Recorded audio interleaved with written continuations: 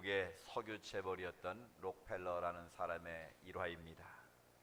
밤늦게 한 호텔에 들어가서 방을 구하는데 제일 싼 방을 주십시오 라고 말했습니다. 근데 그 직원이 바로 그분이 석유 재벌인 최고의 부자 록펠러인 것을 알았습니다. 지금 당신의 아들이 이 호텔의 가장 비싼 방에 머물고 있습니다. 그러면 당신도 최소한 그 수준의 방은 잡아야 되지 않겠습니까? 그랬더니 록펠러가 이렇게 물었습니다. 그럼 이 호텔에서 제일 비싼 방은 얼마고 제일 싼 방은 얼마입니까? 그랬더니 제일 비싼 방은 $5,000고 제일 싼 방은 $33입니다.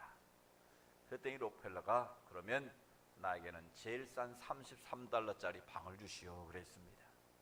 직원이 황당해하면서 아니 어떻게 그럴 수가 있습니까? 아들은 $5,000 방에서 잠을 자는데 어떻게 아버지가 제일 싼 방에 잘 수 있습니까?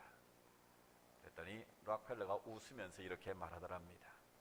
내 아들은 자기 아버지가 세계 최고의 부자니까 $5,000의 방에서 충분히 잘 수 있습니다. 그러나 내 아버지는 가장 가난했던 가난뱅이였기 때문에 나는 $33짜리 호텔방도 충분합니다. 그렇게 말했다는 거예요. 무슨 말이겠습니까? 록펠러는 검소한 면도 있고 부지런한 면도 있다는 걸 알 수도 있지만 더 중요한 것은 아버지의 그 능력 여하에 따라서 그 자식들의 삶이 어떻게 달라질 순가를 단적으로 보여주는 예화입니다. 자기 아버지는 가난뱅이였기 때문에 $30짜리 호텔방도 충분하지만 적어도 내 아들은 세계 최고의 부자 아들이니까 $5,000짜리 방에 자도 상관없다라는 거예요. 이게 뭐예요? 자녀의 권세인 거예요. 요즘 젊은이들이 뭐 흙수저, 금수 얘기 나오지 않습니까? 좋은 부모 만나서 금수저 물고 나오면 정말 그렇게 고생하지 않아도 좋은 직장 다니고 또 부모의 재산을 물려받아서 편안하게 사는데 부모가 흙수저 물려주면 죽어라고 일을 해도 취업도 어렵고 삶이 팍팍하다는 것을 젊은이들이 자주적으로 하는 말 아니겠습니까? 바로 부모가 어떤 분을 만나냐에 따라서 그 자녀들의 삶이 달라질 수도 있다라는 거예요. 능력 있고 재력 있고 좋은 부모 만나면 그 자식들이 호의호식할 수도 있다라는 거예요. 근데 물론 그것이 꼭 좋은 것만은 아니죠. 좋은 부모, 재력 있는 부모 만났다가 오히려 그 자식들이 그 가문이 무너지는 경우도 있습니다. 요즘 소위 재벌의 갑질로 인해서 하루아침에 가족들이 재판정에 서게 되고 감옥에 끌려가는 이 불행한 모습도 보지 않습니까? 중요한 건 우리가 어떤 부모를 모시고 사냐에 따라서 그 인생이 흥할 수도 있고 편안한 삶을 살 수도 있다라는 거예요. 그게 바로 자녀의 권세라는 겁니다. 오늘 성경은 우리에게 말씀합니다. 요한복음 1장 10절에 영접하는 자, 곧 그 이름을 믿는 자들에게는 뭘 주셨다고요? 하나님의 자녀가 되는 권세, 오토리티를 주셨다는 거예요. 권리를 주셨다라는 거예요. 예수님을 영접하면 하나님의 자녀로서의 권세, 특권, 권리를 하나님이 부어주셨다라는 거예요. 여러분, 하나님의 자녀로서의 권세를 누리고 있습니까? 여러분, 하나님의 자녀로서의 특권을 누리고 살고 있습니까? 하나님의 자녀의 권세를 누리고 살려면 제일 먼저 중요한 것이 무엇일까요? 오늘 성경은 말합니다. 영접하는 자, 곧 그 이름을 믿는 자들에게는 그랬습니다. 하나님의 자녀의 권세를 누리려면 먼저 우리 마음속에 예수를 그리스도로 영접해야 한다라는 거예요. 그래서 요한계시록 3장 20절에 보면 볼지어다 내가 문 밖에서 문을 두드리노니 누구든지 내 음성을 듣고 뭐하면 문을 열면 내가 그에게 들어가서 그로 더불어 먹고 그는 나와 더불어 먹으리라. 아멘. 우리 주님께서는 우리의 마음의 문을 두드리고 계시다라는 거예요. 그래서 누구든지 그 음성을 듣고 문을 열게 되면 주님이 우리 인생 속으로 들어오신다는 거예요. 그 주님이 내 인생에 들어오면 그때부터 주님과 나와의 신비적인 연합이 이루어지고 하나님의 풍성함을 누리게 된다라는 거예요. 하나님의 자녀로서의 권세를 얻게 된다라는 것이죠. 그래서 화가인 홀만 헐트라는 분이 그린 유명한 그림이 있어요. 바로 세상의 빛이라는 그림이에요. 여러분도 아마 이 그림을 보신 적이 있을 거예요. 한번 앞에 그림을 보시죠. 이 홀만 헌트라는 사람이 그린 세상의 빛이라는 그림입니다. 보신 적 있죠? 네, 보신 적 있을 거예요. 이 그림은 전 세대를 걸쳐서 성화 중에서 가장 숭고한 작품이다라고 극찬을 받은 작품입니다. 그런데 이 홀만 헌트가 이 그림을 정말 주님의 마음을 생각하면서 그렸는데, 한 사람이 이 작품을 보더니 비판을 했습니다. 이 헌트가 이 그림을 그릴 때 실수한 게 한 가지 있다. 뭔가 한 가지를 빠뜨리고 그렸다 라고 그렇게 비판을 했어요. 자, 여러분 보시면 이 그림에서 뭐가 한 가지 빠진 것 같습니까? 예수님에게 빛이 비춰주고 있고 그 앞에 큰 문이 있습니다. 그리고 좌우로는 이렇게 나무들이 이렇게 자라서 아름답게 이제 조화를 이루고 있는데, 이 그림에서 한 가지가 빠져 있다고 비판을 했어요. 뭐가 없어요? 이 그림에 한 가지 없는 게 있어요. 바로 문고리가 없어요. 문을 열고 들어갈수록 문고리가 밖에 그려져 있지 않다라는 거예요. 바로 그것을 본 것이죠. 그런데 이 홀만 헌트가 그 이야기를 듣고 이렇게 말을 했습니다. 나는 이미 그것을 알고 그렸다네. 이 그림에는 문고리가 있긴 있는데 단 한 개밖에 없다네. 어디에 있을까요? 문 밖에 있는 것이 아니라 좁은 안쪽에 하나의 문고리가 달려 있다는 거예요. 뭘 상징할까요? 바로 요한계시록 3장 20절의 말씀을 상기시켜 주는 거예요. 주님께서 우리의 마음문을 우리 마음문 밖에서 두드리시는데, 그 문을 열 수 있는 사람은 누굽니까? 주님이 아니라 그 안에 있는 나 자신이 문을 열어드려야 주님이 우리 인생의 문 안으로 들어올 수 있다는 것을 상징적으로 표현한 거라는 거예요. 그래서 이 그림이 세계 성화 중에서 가장 거룩하고 좋은 작품으로 알려져 있는 거예요. 그렇습니다. 주님은 지금도 우리 인생의 마음문 밖에서 우리의 문을 두드리고 계세요. 그래서 누구든지 주님의 사랑의 음성을 듣고 문을 열기만 하면 어떻게 된다고요? 주님이 내 인생 안으로 들어오셔서 그때부터 우리 인생의 새로운 눈뜸이 이루어지고 새로운 인생의 역사가 이루어지기 시작한다라는 것입니다. 여러분, 우리가 예수를 믿는다는 게 무엇이겠습니까? 여러분, 예수를 무엇로 믿습니까? 한마디로 말하면 예수를 그리스도로 믿는 것이 바로 복음입니다. 예수가 내 인생의 그리스도시다라는 것을 고백하는 것이 우리 신앙의 본질이라는 거예요. 원래 이 그리스도라는 말은 이 영어로 크라이스트라고 그러고 이 헬라어로는 크리스토스라고 그래요. 근데 이 말을 히브리어로 하면 메시아라는 단어예요. 그러니까 메시아나 이 그리스도나 이 말은 똑같은 거예요. 영어의 크라이스트를 우리는 그리스도라는 말로 음역을 해서 우리가 그렇게 부르는 거예요. 그러니까 예수를 그리스도라고 우리가 믿는데, 예수는 우리가 메시아라는 것을 믿는 고백인 거예요. 그럼 메시아는 무슨 뜻이에요? 구약에 보면 기름 부음을 받은 자다라는 뜻이에요. 그러니까 구약 시대에 새 사람을 세울 때만 하나님께서 기름을 붓도록 했어요. 올리브유를 머리에 부어서 하나님께서 거룩하게 구별했다, 성별해서 하나님의 사람으로 세웠다라는 걸 상징하기 위해서 머리에 기름을 부었습니다. 누굴 세울 때요? 나라의 왕을 세울 때, 그리고 하나님의 제사장을 세울 때, 그리고 선지자를 세울 때, 이 세 사람을 구별해 세울 때 하나님은 올리브유를 머리에 부어서 성별하셨다라는 거예요. 그러니까 예수님을 우리가 그리스도로 믿는다는 말은 예수님은 내 인생의 뭐다? 메시아다라는 것을 고백하는 거예요. 아멘. 그 말은 더 풀어서 설명하면 예수님이 내 인생의 왕이 되심을 우리는 믿는 사람들이에요. 아멘. 예수님이 내 인생의 왕이 되시면 나는 그분의 뭐가 되겠다는 뜻입니까? 나는 그분의 종으로 살겠다는 거예요. 그래서 사도 바울은 자신을 표현할 때 항상 뭐라고 말합니까? 예수 그리스도의 종 나 바울은, 이렇게 말하는 거예요. 나는 예수 그리스도의 노예가 되겠다는 거예요. 예수 그리스도의 종으로 살겠다는 거예요. 왜 그래요?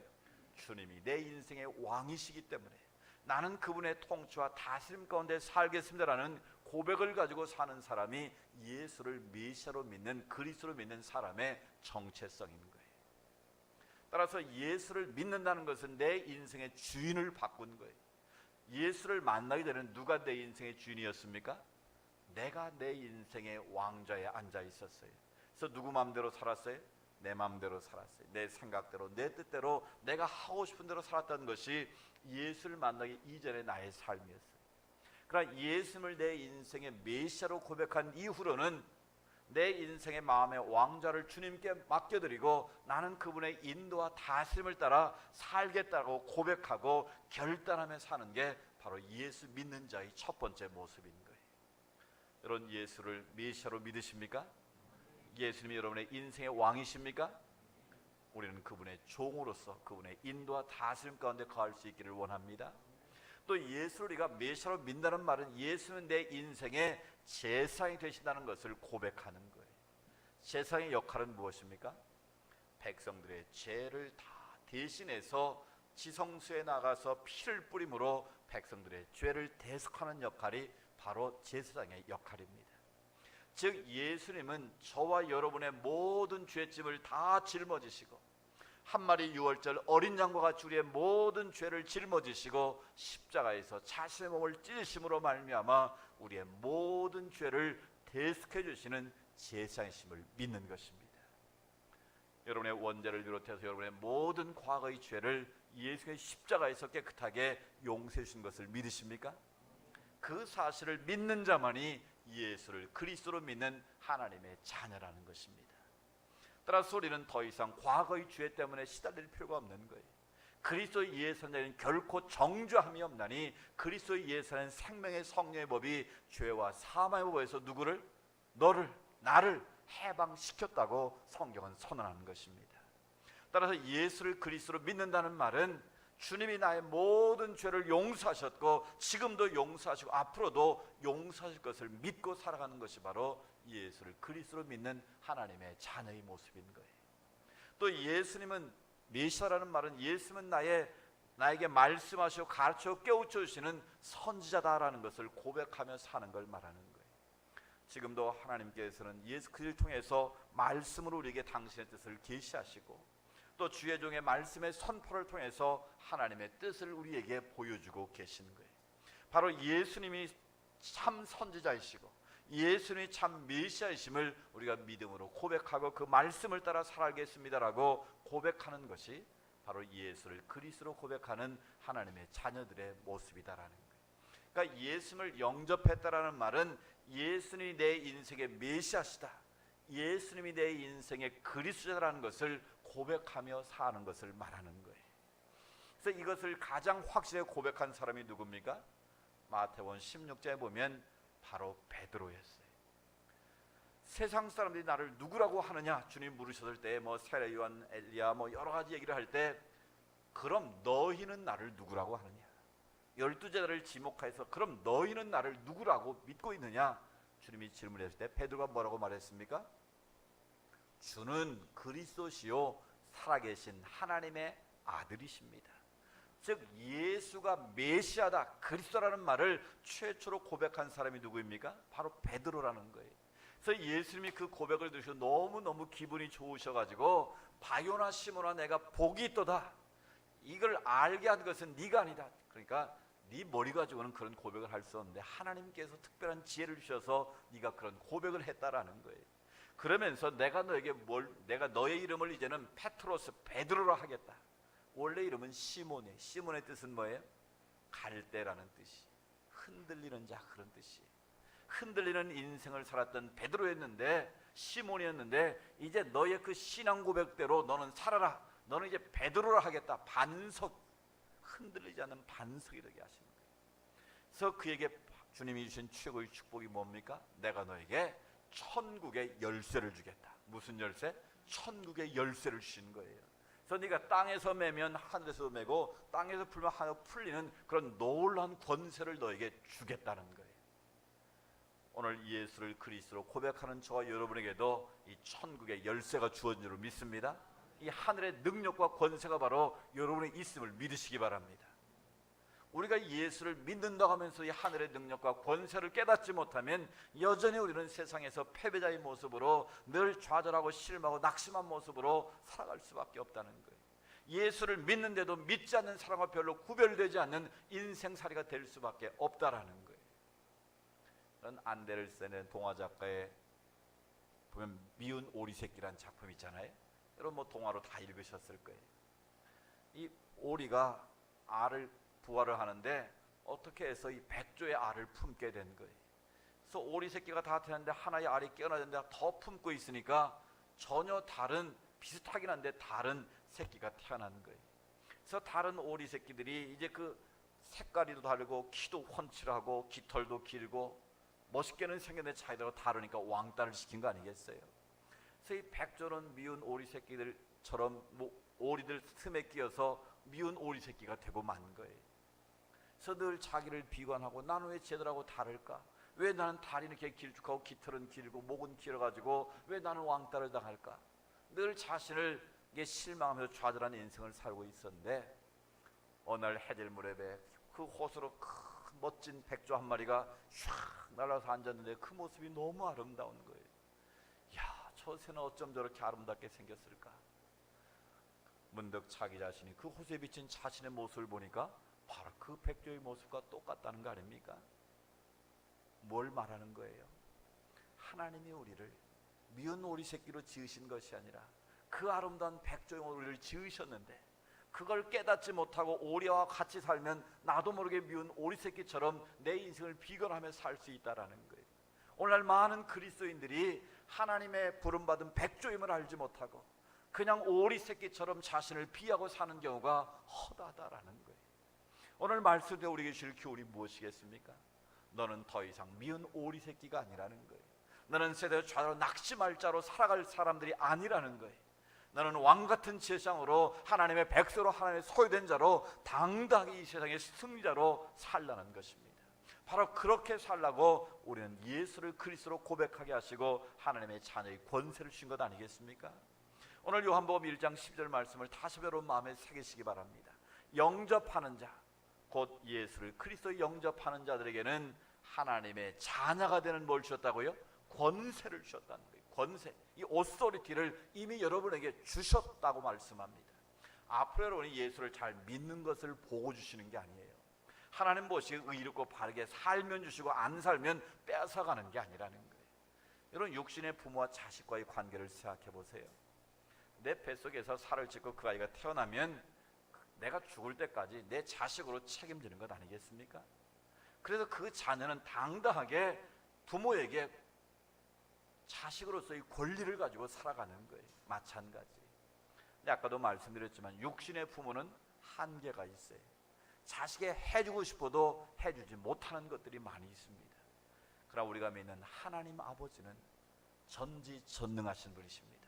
무소부지하신 분입니다. 불가능이 없으신 분입니다. 그래서 우리가 예배 시간마다 사도신경을 고백하는데 나는 전능하사 천지를 창조하신 하나님 아버지를 믿는다라고 고백하고 있습니다. 내가 믿는 아버지는 어떤 아버지세요? 전능하신 분이에요. 천지를 창조하신 분이에요. 오늘 또 이 우주 만물을 다스리고 통치하시는 분이, 그분이 바로 누구의 아버지시라고요? 나의 아빠가 되셨다는 거예요. 그분이 나의 아버지가 되셨다는 거예요. 아멘. 따라서 우리는 이 사실을 믿고 살아갈 때 하나님의 자녀로서의 권세를 누리게 된다는 거예요. 여러분, 이 세상에 어떤 종교도 자기가 믿는 절대자 신을 아빠, 아버지로 고백하는 종교는 아무도 없습니다. 그런데 유독 기독교만이 하나님을 나의 아버지라고, 아빠, 아버지라고 부를 수 있게 하셨다는 거예요. 그건 뭐예요? 육신의 부모가 자식의 모든 것을 책임지는 것처럼 나는 멀리 떨어져 있는 고고한 신이 아니고 말씀이 육신의 우리 가운데 거하시는 바로 성육신하신 아버지라고 우리에게 말씀하고 계시는 거예요. 자, 그러면 우리는 예수 그리스도를 마음에 문을 열고 영접한 하나님의 자녀입니다.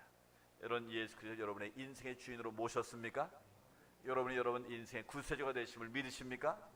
예수님이 여러분의 마음과 생각과 모든 걸 다 통치하심을 믿으십니까? 그러면 여러분은 하나님의 자녀의 권세를 가진 거예요.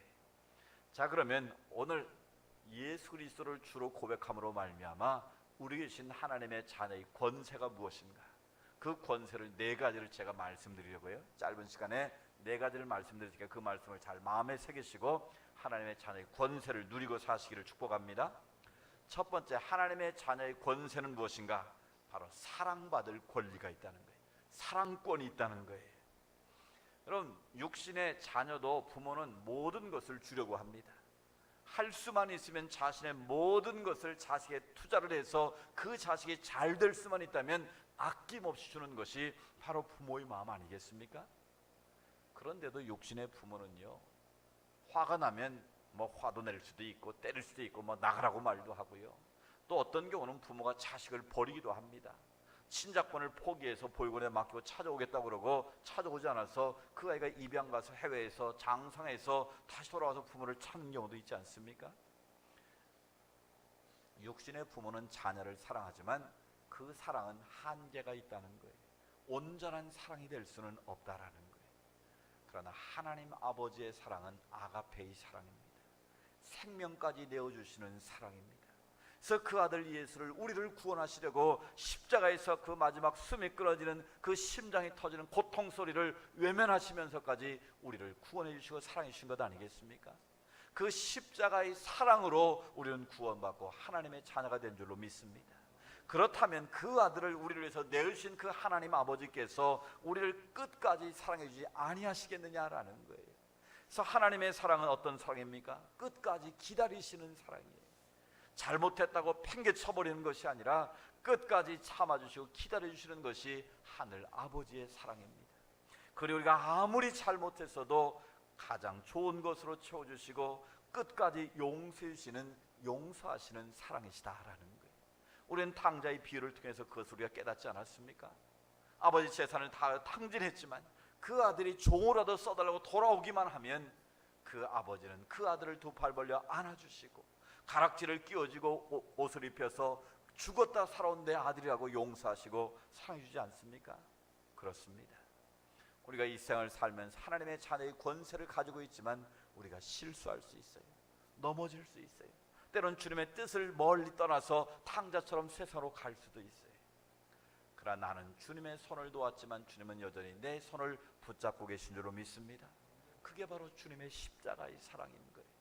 죽을 수 없는 죄인의 모습으로 살고 있지만 한 번 택하신 주의 자녀를 주님은 끝까지 사랑하시고 기다리시고 지금도 참아주고 계신 줄로 믿습니다.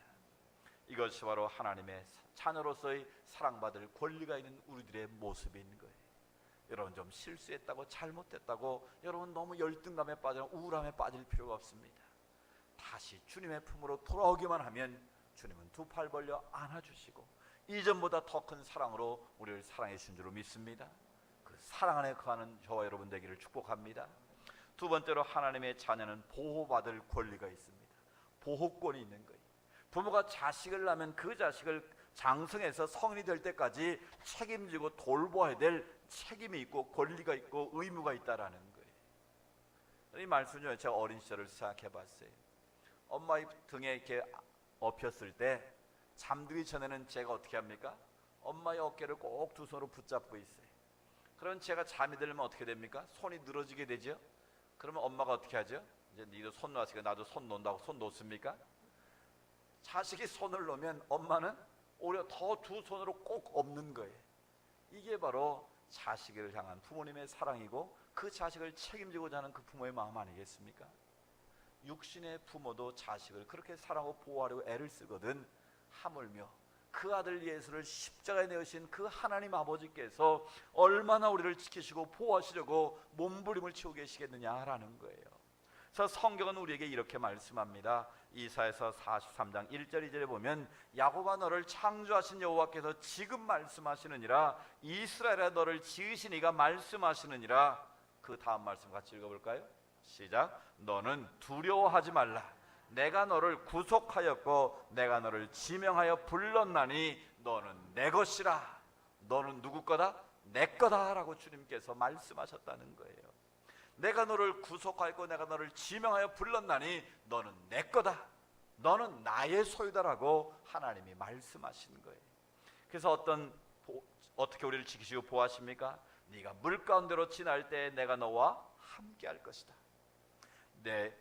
네가 강을 건널 때 물이 너를 침몰치 못할 것이며 네가 불 가운데로 지날 때에도 타지도 아니할 것이요 불꽃이 너를 사르지도 못하게 하겠다. 물 가운데로 지나가도 위험한 곳에 내가 너와 함께 하고 불 가운데로 네가 지나갈 때 불이 너를 사르지 못하도록 내가 너와 함께 하겠다. 아멘. 임마누엘의 하나님을 말씀하시는 거예요. 이것을 시편 121편에 다윗은 뭐라고 고백합니까? 내가 산을 향하여 눈을 들리라. 나의 도움이 어디서 올까? 나의 도움은 천지를 지신 여호와에게서로다. 아멘. 나의 도움이 어디서 옵니까? 천지를 지신 여호와 하나님께로부터 오는데 그분은 나를 실족지 않게 하시려고 졸지도 아니하시고 주무시도 아니하신다고 다윗은 고백합니다. 낮의 해가 밤의 달이 우리를 상치 못하도록 우리를 지키신다고 말씀합니다. 여호와께서 너를 지켜 모든 환난을 면하게 하시며 또 내 영혼을 지키시리로다. 우리의 욕심만 지키는 것이 아니라 우리의 영혼까지도 하나님이 지키신다는 거예요. 우리의 출입을 지금부터 어디까지? 영혼까지. 우리가 주님 앞에 가는 그날까지 하나님을 지키시고 보호하신 줄로 믿습니다. 여러분, 지금 어떤 광야의 길을 걸어가고 있습니까? 불뱀이 있고 전갈이 있을 수 있어요. 그러나 하나님께서 그곳에도 여전히 나와 함께 하심을 믿으시기 바랍니다. 왜 함께 하실까요? 나를 지키시고 보호하시려고 나와 동행하시는 거예요. 그래서 시편 23편 4절에 다윗은 내가 사망의 음침한 골짜기로 탈지라도 해받을 것을 두려워하지 아니함은 주께서 나와 함께 하심이라. 아멘. 이 고백으로 저 여러분의 고백되기를 원합니다. 주님이 나와 함께 하시기에 내가 어디로 가든지 주님이 나와 함께 하심으로 나를 지키시고 보호하실 줄로 믿습니다. 이것이 바로 하나님의 자녀의 권세임을 믿으시기 바랍니다. 세 번째로 하나님의 자녀의 권세는 필요한 모든 것을 청구할 수 있는 권리가 있다는 거예요. 이런 자녀들 한번 생각해 보세요. 지가 태어날 때 뭘 갖고 태어났습니까? 아무것도 가지지 않고 태어났어요. 그런데 자식은 부모한테 와서 언제나 어떻게 요구합니까? 당당하게 요구합니다. 어떤 때는 좀 얄미울 때가 있지 않습니까? 너무 당당하게 요구를 하니까 좀 얄미울 때가 있어요. 좀 죄송한 마음을 가지고 아빠, 뭐 이렇게 했는데 이게 좀 필요한데 아빠 좀 줄 수 있어요? 그러면 좀 마음이 좀 괜찮겠는데 맡겨놓은 돈도 아닌데 당당하게 와서 아빠 나 이거 필요한데 돈 좀 주셔야겠는데요? 여러분, 이게 뭐예요? 이게 자녀의 권세 아니겠습니까? 근데 만약에 옆집에 있는 공부 잘하고 똑똑한 아이가 와가지고 아저씨 나 좀 책 사는데 10,000원이 필요한데 좀 10,000원만 주실래요? 그럼 제가 얼른 야 그래? 너 똑똑하고 공부 잘하는데 내가 10,000원 줄게 하고 줍니까? 물론 줄 수 있겠지만 야 너 더위 먹었냐? 그러지 않겠어요? 이게 자식과 자식이 아닌 차이예요. 내 뱃속에서 나온 자식과 아닌 자식의 차이가 바로 그거예요. 마찬가지. 육신의 부모도 자식이 당당하게 요구해도 그걸 필요하면 어떻게 그걸 채워주는 게 부모 아니겠습니까? 그럼 우리 하나님 아버지는 어떠시겠습니까? 하나님 아버지는 육신의 부모는 다 채울 수 없지만 하늘 아버지는 아까 말씀하신 것처럼 전지전능하신 분이기에 우리의 모든 필요를 얼마든지 채울 수 있는 분이라는 거예요. 아멘. 우리가 하나님 앞에 청구서를 내미는데 그 청구서가 뭐예요? 바로 기도하는 거예요. 하나님 앞에 우리는 어떤 청구서도 내밀 수 있는 거예요. 우리의 삶에 필요한 의식부터 시작해서 우리의 모든 필요한 것들을 하나님 앞에 얼마든지 기도를 통해서 요구할 수 있다라는 거예요. 여러분, 자식들이 무슨 체면 염치 따집니까? 그냥 계속 달라가는, 우리도 마찬가지예요. 하나님의 자녀인 우리들은 우리가 주님 앞에 갈 때까지 끊임없이 하나님께 구하는 거예요. 기도하는 거예요. 여러분, 하나님 앞에 구하는 것을 염치 체면 따지지 마세요. 그것이야말로 어리석은 일입니다. 여러분, 하나님께 복을 구하는 것이 잘못된 겁니까? 여러분, 마음껏 하나님 앞에 복을 구하세요. 복 자체만 받기를 원하면 기복주의가 되고 잘못된 거지만 하나님의 부여하신 복을 내가 마음껏 받아서 그 복을 누리고 그 복을 가지고 하나님의 영광을 위해서, 하나님의 선교를 위해서 하나님의 교회를 마음껏 위해 쓰면 얼마나 그게 복이 있는 일이겠습니까? 우리가 베풀고 나누고 섬기면 얼마나 복이 되겠습니까? 그래서 우리는 하늘의 복을 구하는 거예요. 부여하신 하나님의 복을 여러분 마음껏 구하세요.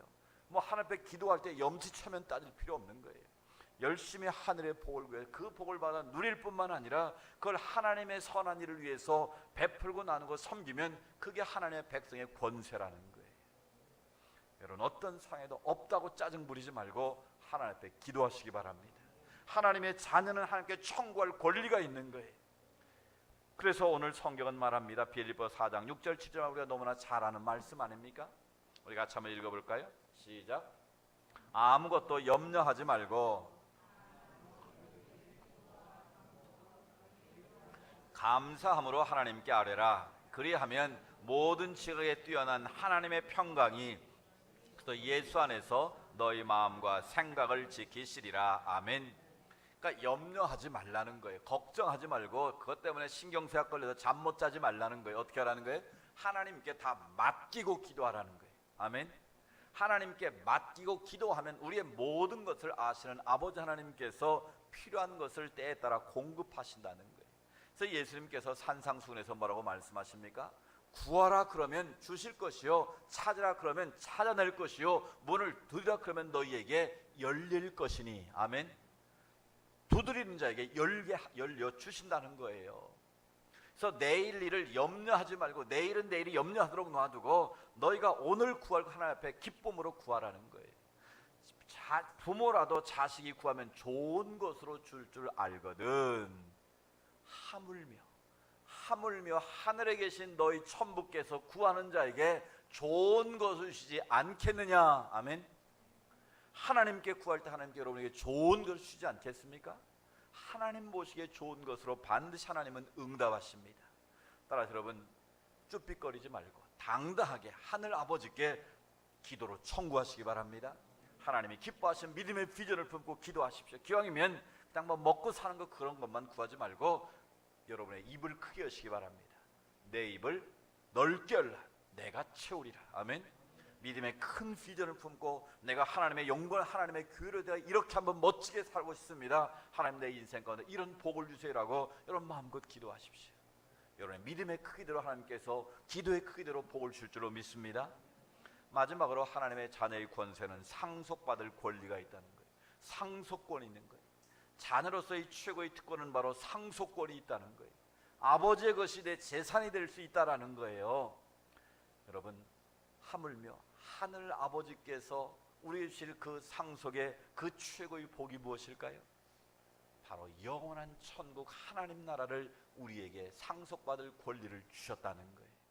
우리는 하나님의 자녀가 됨으로 말미암아 하나님 나라 천국을 이어받을 수 있는 놀라운 상속자로서의 복을 받았다라는 거예요. 따라서 우리는 이 땅에 소망을 두고 사는 자들이 아니라 영원한 하나님 나라의 소망을 들고 천국을 바라보고 사는 하나님의 자녀인 줄로 믿습니다. 하나님은 우리에게 이런 놀라운 특권을 주셨습니다. 우리를 끝까지 사랑해 주시고 우리를 끝까지 지켜주시고 우리의 모든 기도에 응답하시고 우리에게 영원한 천국 하나님 나라를 선물로 이미 주셨습니다. 그것을 누리고 살 수 있는 권리를 우리에게 이미 부여하셨습니다. 이런 9월 한 달 동안, 아니 여러분 주님 앞에 가는 그날까지 하나님의 자녀의 권세를 누리시기 바랍니다. 하나님의 자녀의 권세와 당당하게 승리하는 삶을 살기를 원합니다. 그래, 이 땅 가운데 하나님의 역사를 이루고 하나님의 교회를 아름답게 세워가며 하나님의 뜻을 이루어가는 축복의 통로가 될 수 있기를 주의 이름으로 축복합니다.